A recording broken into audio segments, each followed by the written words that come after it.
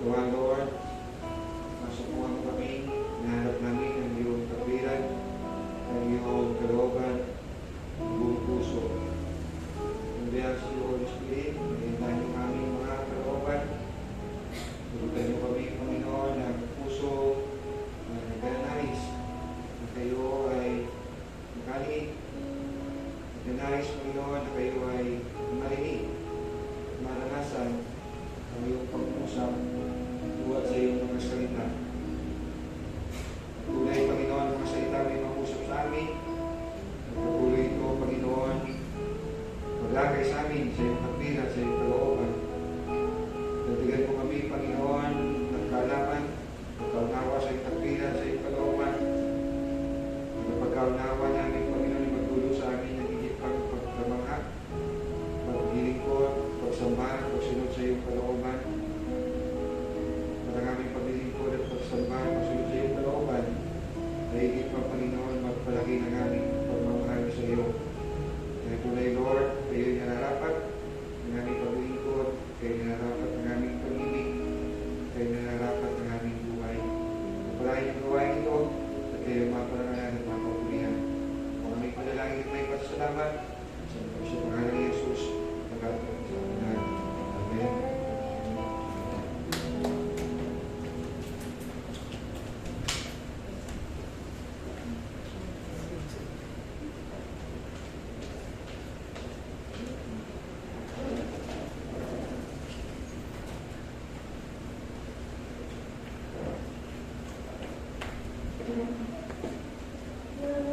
Praise the Lord. Noong linggo ay hindi ko po nagawang makapakinig ng mensahe ni Pastor Abe, but na alam ko na from Luke chapter 22 ang kanya pong text na siya rin pong text ko for tonight, no? But coming from the Gospel of Matthew. Ngayon po natin salita ng Panginoon mula po sa Gospel of Matthew. Ngayon po natin 26. Matthew chapter 26. At ang babasahin po natin ay simula po verse 36 hanggang 46. Matthew 26 verse 36 to 46. Isinama ni Jesus ang kanyang mga alagad sa isang lugar na tinatawag na Gethsemane. Sinabi niya sa kanila, dito muna kayo at mananalangin na po sa dako roon. Ngunit isinama niya sina Pedro at ang dalawang anak ni Zebedeo. Nagsimulang mabagabag at maghirap ang kanyang kalooban, kaya sinabi niya sa kanila, ako'y halos mamatay sa tindi ng kalungkutan. Maghintay kayo dito at samahan ninyo akong sa pagpupuyat. Lumayo siya ng kaunti, nagpatira pa siya at nanalangin. Ama ko, kung maaari po, ilayo ninyo sa akin ang kopang ito ng paghirap, ngunit hindi po ang kalooban ko, kundi ang kalooban ninyo ang mangyari. Nagbalik siya at tinatnan niya natutulog ang tatlong alagad. Sinabi niya kay Pedro, talaga bang hindi kayo makapagpuyat na kasama ko kahit isang oras man lamang? Nagbantay kayo at manalangin upang huwag kayong madaig ng tukso. Ang espiritu ay nakahanda, ang bilang laman ay mahina. Muli siyang tumayo at nanalangin, Ama ko, kung hindi mo ko maaaring mayalis ang kopang ito ng malimang inumin ko, mangyari nawa ang inyong kalooban. Muli siyang nagbalik at nakita na naman niya matutulog sila sapagkat sila ay antok na antok. Iniwan niya muli ang tatlong alagad at siya ay nanalangin at iyon din ang kanyang sinabi. Nagbalik naman siya sa mga alagad at sinabi sa kanila, natutulog pa ba kayo at nagpapahinga? Dumating na ang oras ng anak ng tao ay pagkakanulo sa mga makasalanan. Bangon, hali kayo, narito na nagkakanulo sa akin. Ito po ang salita ng Panginoon, ating po pakinggan at panunod. Yes, ang buhay, sakit, kamatayan, at muling pagkabuhay ng Panginoong Jesus ay naganap para sa ating kaligtasan. Yung sabi ng Panginoon sa Mark chapter 10, verse 45, sapagkat ang anak ng tao ay naparito, hindi upang paglingkuran, kundi upang maglingkod at upang mag-alay ng kanyang buhay para sa katutubos ng marami. At yes, hindi lamang po ang buhay, sakit, kamatayan at muling pagkabuhay ng Panginoong Jesus, no? Ay para sa ating kaligtasan, kundi ito din ay para magbigay sa atin ng pag-asa na merong nakakaunawa sa atin, na merong handang tumulong sa atin, lalo-lalo na sa panahon ng kaguluhan sa ating mga buhay. Wika ng Hebreo, Kabanata 4, Hebrews chapter 4, simula verse 14 to 16. Kaya nga, magpakatatag tayo sa ating pananampalataya dahil mayroon tayong dakilang pinakapunong pari na pumasok na sa kalangitan, doon mismo sa harap ng Diyos. Siya ay walang iba kundi si Jesus na anak ng Diyos. Ang ating pinakapunong pari ito ay nakakaunawa sa ating mga kahinaan. Why? Sapagkat tulad natin, pinukso siya sa lahat ng paraan, subalit kailan may hindi nagkasala. Pero huwag tayong mag-atubili lumapit sa trono ng mahabaging Diyos upang makamtan natin ang habag at pagpapala na tutulong sa atin sa panahon ng ating pangangailangan. Again, ang Panginoon, ang buhay, sakit, kamatayan, at muling pagkabuhay ng Panginoon ay hindi lamang para natin kaligtasan, kundi para malaman natin at manalig tayo na mayroong nakakaunawa sa atin sa panahon ng ating pong pagdaranas ng katulungan sa ating buhay. At yes, ang buhay, sakit, kamatayan, muling pagkabuhay ng Panginoong Jesus ay upang siya ating tularan. Upang siya ating tularan. Hindi lamang po tayo sumampalataya sa Kanya upang magtamo ng buhay na walang hanggan. Sumampalataya tayo na tayo po'y matutulungan ng Panginoong Jesus, maunawaan niya tayo dahil siya'y nagkatawang tao, naranasan niya lahat, kundi upang siya ay ating tularan. And of course, it doesn't mean na tularan ay tutularan din natin na magbubuhat tayo ng krus, magpapapako tayo sa krus, at mamamatay din ng tulad niya. Bagamat yes, maaaring mamatay tayo ng katulad niya kung luluobin ng Panginoon. Ang mga alagad ng Panginoon, yung mga apostol, sinasabi na kasaysayan, si Peter ay namatay nang pinako sa krus. Pagkaiba lang, upside down. Ang ulo niya ay sa baba. Sinasabi din ng kasaysayan na maaaring si Andrew, si Bartolome, si Philip, at si Simon ay namatay din through crucifixion. So yes, maaaring matulad ang ating buhay, kamatayan sa Panginoong Jesus. Pero paano nga ba natin matutularan ang Panginoong Jesus? Bika ng 1 Peter, Unang Pedro, Kabanatang 2. Unang Pedro, Kabanatang 2, bilang 21. Sinulat po ito ni Pablo at Peter sa mga mananampalatayang dumaranas ng pag-uusig. Unang Pedro, Kabanatang 2, bilang 21. Ang pagtitiis ng hirap ay bahagi ng pagkatawag sa inyo ng Diyos, sapagkat ang si Kristo ay magtiis para sa inyo, nag-iwan siya sa inyo na, ano po sabi? Isang halimbawa na dapat ninyong lubos na tularan. So, buhay, sakit, kamatayan, muling pagkabuhay ni Jesus, ay hindi lang para sa katubusan ng ating kasalanan, hindi lamang para malaman natin na yes, si Jesus ay nakakaunawa, maaaring tulungan tayo, kundi upang ating tipong tularan. Remember si Jesus, nung inugasan niya mga paan ng mga alagad, mawika niya, binigyan ko kayo ng halimbawa upang tularan sa John chapter 13. Now, paano natin tutularan si Lord? Lalo na sa panahon na tayo may mga pinagdaraanan, kaguluhan, sakit sa buhay nito, sa tema natin, in troubled times. And here in our text, mula sa Matthew chapter 26, mayroon po tayong makikita na maaari nating tularan. As Jesus described, kanyang nararanasan, sabi nga po niya, tigib ng hapis na halos ikamatay ko. That's how he described yung kanyang nararanasan. Trouble. Tigib ng hapis na halos ikamatay ko. Anong ginawa ng Lord? Apat po na ay ang ating pong babahagi sa ating pong kalagitnaan. Una, Jesus isolated himself. Jesus isolated himself. Nilayo ang sarili sa marami. Nilayo ang sarili hindi lamang sa mga tao, kundi maging sa mga gawain. Verses 36, isinama ni Jesus sa kanyang mga alagad sa isang lugar na tinatawag na Gethsemane.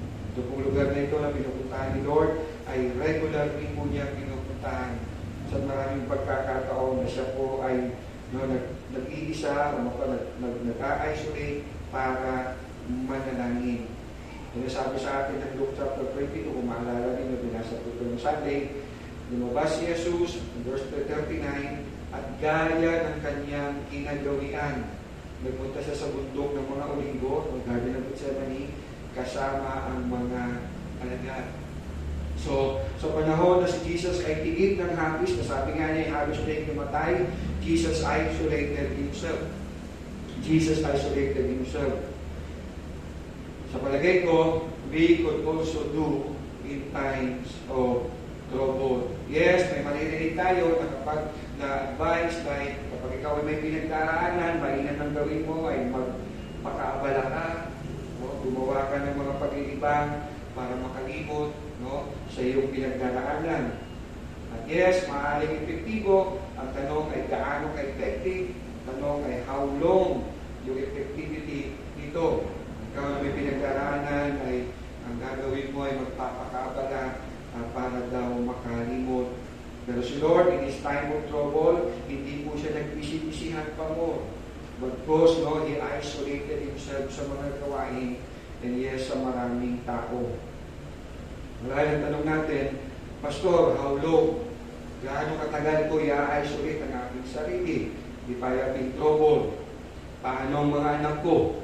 Sino mag-aasikaso? Halimbawa, Christian, may pinagdaraanan. Dati sabi mo, i-isolate ko muna yung sarili ko, babae. Pupunta muna ako sa bundok Ararat at I isolate myself. So, paano ang mga anak ko? Sino mag-aasikaso? O paano ang work? O paano ang tindahan ko? Paano ang kabuhayan ko? If I will isolate myself. Paano si Ate Grace na araw-araw hatid sundo niya ang kanyang mga anak? So, hindi paano si Ate Grace, hindi paano yung kanyang mga anak. So, gaano ba kahaba, no? I-isolate natin ang ating sarili. Well, si Lord, nakita natin, He isolated Himself, no? At least 1 hour. Isang oras. Sabi nga niya sa mga alagad, no? Particularly sa 3 na natutulog, talaga ba sa verse 40, letter P, talaga bang hindi kayo makapagpupuyat na kasama ko kahit 1 oras man lamang? So, at least 1 hour. No? At least 1 hour. Ano ba pong ginawa ni Lord? No? In-isolate niya ang sarili niya, pero sa pag-isolate niya ng sarili niya, hindi siya nag-isa. Nagsama ng ilang tao. So, sa pilit ko gawin lahat ng letter I, Jesus incorporated Himself with the few. Jesus incorporated Himself with the few. Alam natin kung sino po itong few, Peter, James, and John. So yes, in-isolate niya ang sarili niya, pero not totally alone. Mula sa kasama niyang 11 alagad, nagsama siya ng 3. Kasama niya yung 11 pumunta sa Garden of Gethsemane, lumayo-layo siya ng kaunti, kasama yung 3, at mula doon sa 3, lumayo siya ng kaunti.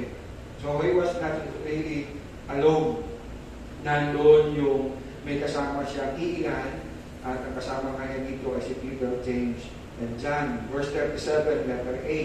Ngunit isinama niya sina Pedro at ang 2 anak anak ni Zebedeo, si Santiago at si Juan. Ang ginawa ng Lord in His time of trouble tells us na hindi magandang nag-iisa.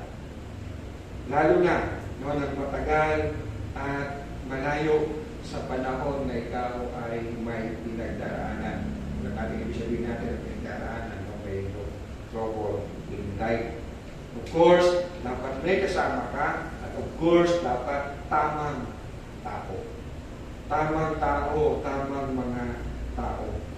Dahil marinig ninyo, napapaisip kayo, Pastor, para hindi naman tama yung nakas napili ni Jesus sa 11.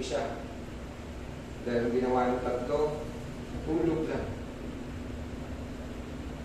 But obviously, hindi rin at wala sa siyam, no, na napili ni Lord ay talagang nasa Kanya. At least, na makikita natin, si Lord ay kumuha ng 3. When He isolated Himself, no, hindi niya in-isolate ang kanyang sarili na mag-isa. Ngayon, tanong natin, no, bakit hindi na lang si Matthew, si Tomas, o si Nathaniel ang kanyang pinili, at hindi si Peter, James, and John? I don't know kung bakit. Pero Of course, no, sa kanya po sariling pagpapasya, makikita natin itong tatlo ito, ay merong mga karanasan na hindi naranasan ng Siyam. Katulad ng si Jesus ay nag-ibang nag-transfiguration sa mga pag-transfiguration, as we know, Peter and James and John lamang ang nakasaksi ng bagay na ito. Yung Siyam ay hindi nila nakita. Nung pinagaling o nung binuhay no, ni Jesus, yung anak, na dalagang anak, o 12 years old na anak ni Jairus, no, si Peter, James, and John lamang ang nakasaksi, wala ang Siyam. At sa pagkakataon nito, nang si Jesus ay nagpahayag ng kanyang damdamin sa galing ng Gethsemane, sa tatlo lang na sinabi, Peter, James, and John. So ang pagsama ng Lord sa tatlo, who tells us, no, na in times of trouble, mahalagang meron tayong tamang tao makakasama. Sabi ng mga Ngalal, chapter 4, mga Ngalal, kabanatang 4, 9 to 12. Ang dalawa ay mabuti kaysa isa. Mas marami ang bunga ng anumang gagawin nila. Kapag nabuwal ang isa, may tatayo siya ng kanyang kasama. Kawawa ang nag-iisa, sapagkat walang tutulong sa kanya kapag siya ay nabuwal. Kung malamig ang panahon, maaari silang magtabi sa higaan upang parehong mainitan. Ngunit saan siya kukuha ng init kung nag-iisa siya? Kung ang nag-iisa ay maaaring magtagumpay laban sa isa, lalo na ang dalawa. Ang lumid na may tatlong pilipit na higlang ay hindi agad malalagot. So yes, sa panahon ng you're in trouble, napakahalaga no, na meron tayong makakasama. At palagay ko, dapat maintindihan ng mga pag-aasawa, no, ang pangako ng isa sa isa, no, in suffering or in sickness, in health, no, the better or worse, the richer, the pagpura, not in death, do us part. No. So Jesus isolated himself. Pangalawa, he incorporated with the few. Pangatlo, Jesus expressed himself to the few. Jesus expressed himself to the few. Nagpahayag siya ng kanyang damdamin sa ilan. Pinahayagan niya dito yung tatlo, si Peter, James, and John. Again, verse 38, kaya sinabi niya sa kanila, this was not 11, hindi tatlo, ako'y halos mamatay sa tindi ng kalungkutan, maghintay kayo rito at samahan ninyo ako sa pagpupuyat. Tingnan niyo si Jesus, no, siguro umuuso ang Facebook, hindi na siguro may Facebook. No? Kundi nagsabi lamang siya sa mga tamang tao, kanyang pinili na mapagsabihan ng kanyang pinagdaraanan. Palagay ko again, Jesus did this, expresses trouble sa tatlo, to tell us that yes, we can do also. Lalo na in times of trouble na we really need help. So meron, dapat tayong talaga napagsasabihan. We can observe nang sabuhin ni Lord yung 70 disciples, paano niya sinugo? Tigda-dalawa. Because 2 is better than 1.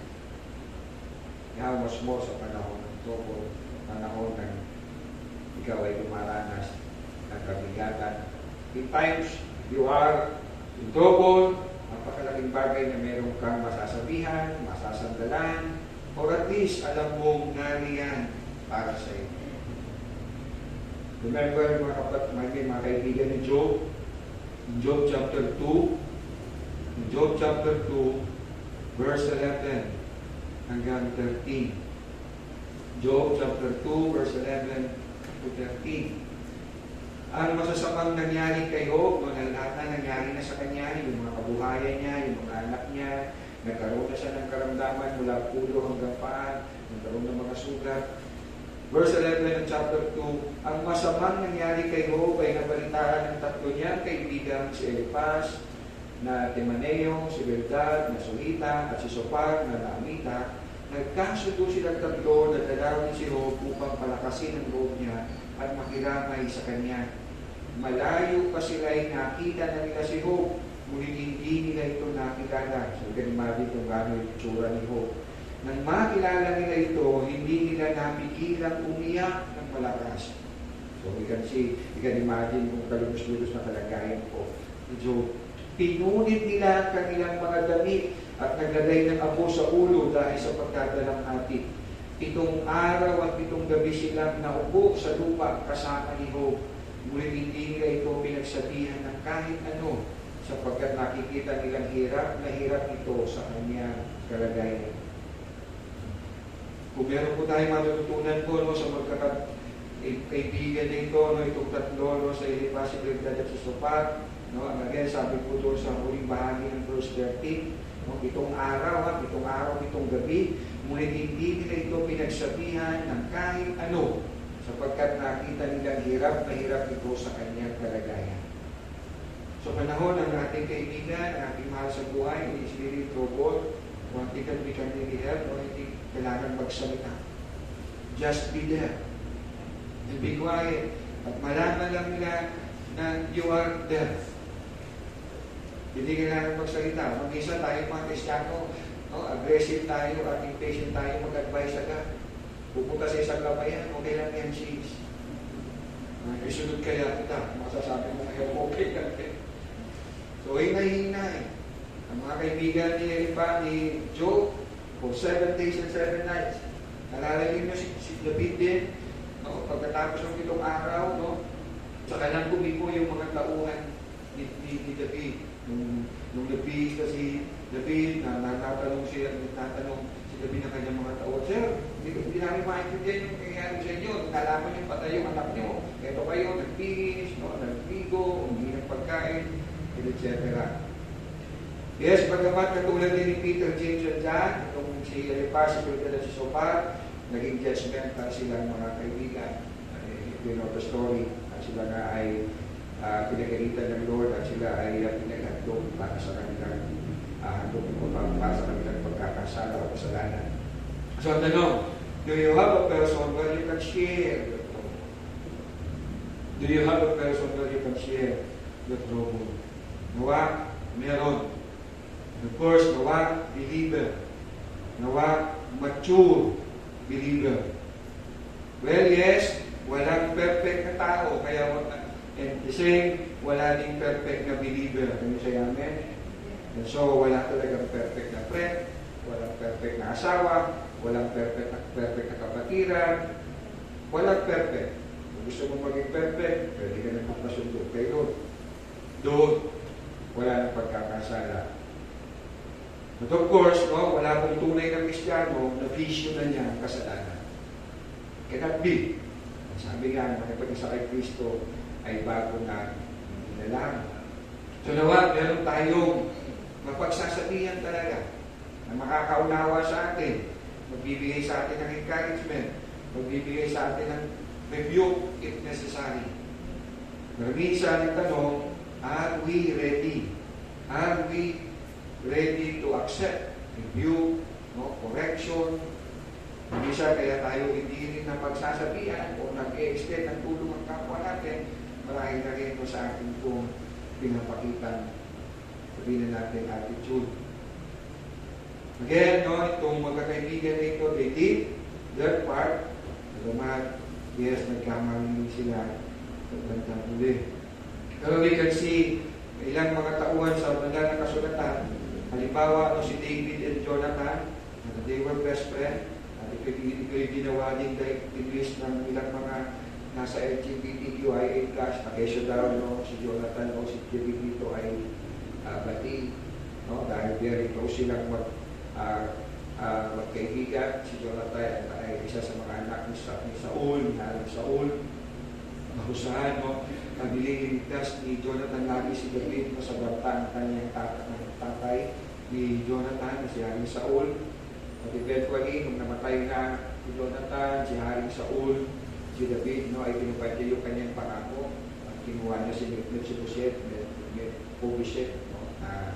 isa sa mga apo ni Haring Saul. Si Paul and Timothy, makikita rin natin ang kanilang closeness. Si Paul at si Mark, Mark, may pagkakataon, nakita natin na wala talagang perfect. Si Paul and Mark ay nagkahiwalay. In Acts chapter 15, mababasa natin in mission. Pero eventually, sila din ay naging magkasama ulit. Sabi nga ni Paul sa 2 Timothy chapter 4, verse 11, 2 Timothy chapter 4 verse 11. Si Lucas na lamang ang kasama mo rito. Hanapin mo si Marcos na kasama mo rin dito sapagkat malaki ang maitutulong niya sa aking mga gawain. So yes, napakahalaga na meron po tayong mapag-e-expressan ng ating pong mga pinagdaanan.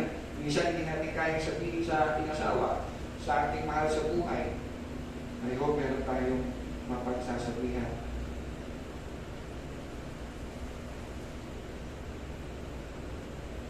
And let me go sa pag-uli. Jesus implored, I-M-P-L-O-R-E-D, another word for prayer or pray. Jesus implored or prayed to God the Father. Yes, nanalangin ang Panginoong Jesus, and He prayed earnestly. Sabi ng Hebrews chapter 5, verse 7. Hebrews chapter 5, verse 7. Noong si Jesus ay namumuhay pa rito sa lupa, siya ay nanalangin at lumuluhang nakiusap sa Diyos na makapagliligtas sa Kanya sa kamatayan, at pinilig siya ng Diyos dahil lubusan siyang nagpakumbaba. Yes, no? Peter, James, and John paid Jesus. No? Pero yes, mayroong Diyos Ama na maaaring nating matawagan. At minsan, no, yung mga tao inaasahan natin could pay us. Minsan sa panahon pa, no, na we are in trouble. Pero salamat, hindi ito si Lord. No, hindi niya tayo mag-pay. Yes, in times of trouble, pray. I don't know with you, pero maybe minsan naiisip ninyo, nakakaya po kasi lumapit kay Lord eh. Kasi po, kung lumalapit ako kay Lord, lagi na lang may problema. Siguro nga, mahiya-hiya tayo, no? Pero, yes, in times of trouble, you come to Him. You pray. Manalangin. Now again, no, kung tayo pinagpre-pray lang in times of trouble, eh, siguro maganda rin mag-delay ng pag-isipan natin mabuti, Lord, naging na ba ako? Bakit? Kasi parang in times of trouble lang ako nag-pray. But yes, gaya ng Panginoong Jesus, in His time of trouble, He implored to God the Father. He prayed sa Diyos, sa Kanyang Ama. Kapos, ignan, walang napala si Lord sa tatlo na sinama niya, Peter, James, and John, na pinayagan niya ng kanyang damdamin. But with God, His Father, of course, hindi siya nabigo. Ano siya namin? Kaya, you will see, after He prayed, ang ginawa ni Lord, verse 45, nagbalik na naman siya sa mga alagad at sinabi sa kanila, natutulog pa ba kayo at nagpapahinga? Dumating na ang oras na ang anak ng tao ay pagkakanulo sa mga makasalanan. Hindi niya sinabi, natutulog pa ba kayo at nagpapahinga? Kawawa naman ako. Nobody cares. Pagkatapos ko sabihin ang sitwasyon ko, tinulugan niyo lang ako. Kawawa naman ako. Hindi. Kung sabi niya, dumating na ang oras ng anak ng tao ay pagkakanulo sa mga makasalanan. Then verse 46, bangon, hali kayo, narito na ang magkakanulo sa akin.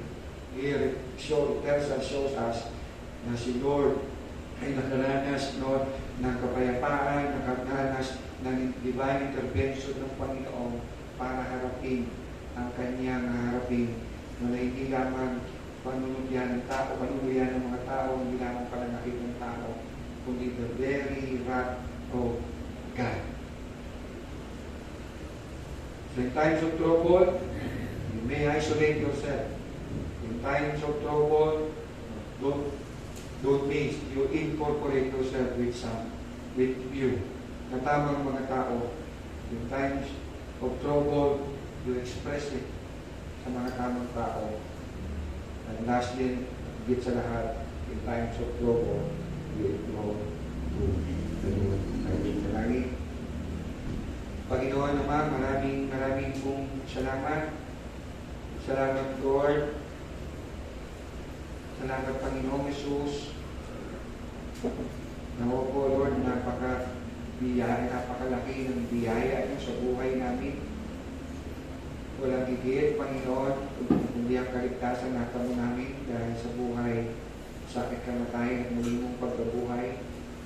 Ito po, Lord, na habang kami ay nasa munting ito, nag-Good Supper, Lord, salamat na nagbigay kayo sa amin ng ehemplo na maaari namin tularan dahil na yung ginawa ng inyong harapin ang kamatayan doon sa krus ng Kalbaryo, kamatayan inidulot ng mga pako na pinako sa iyong mga kamay, sa iyong mga paa, kamatayan hindi buhat sa sinibat sa iyong kagiliran, hindi kamatayan buhat sa iyong ama, kagayaran na naming kasalanan.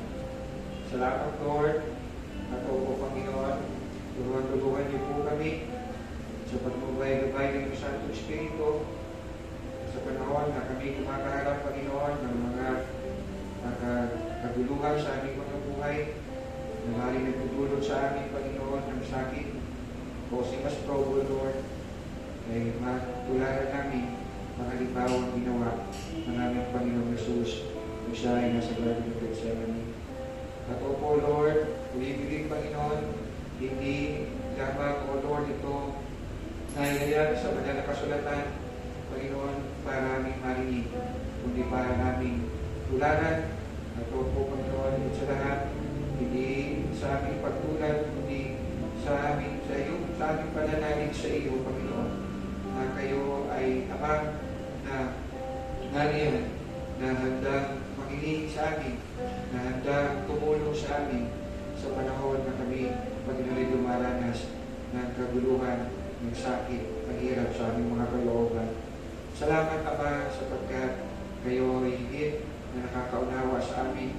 O po, Lord, hindi lamang po si Jesus ang nagkatawang tao, kundi kayo man, sapagkat sinabi mo nga sa iyo salita mula sa amin, 103, na naunawaan mo kami, pagkat kami mula lamang sa alabo.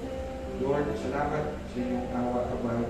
At o po, Panginoon, in times of trouble, Panginoon, as we pray, O God, maranasan namin ang lakas na nagmumula sa iyo. At tunay namin masabi, Panginoon, o po, O Lord, ang magtatagumpay kami, hindi sa gana naming lakas, kundi sa lakas na nagmumula sa iyo. Salamat sa iyong awa, salamat sa iyong biyaya, salamat sa iyong katapatan. In Jesus' name we pray. Amen.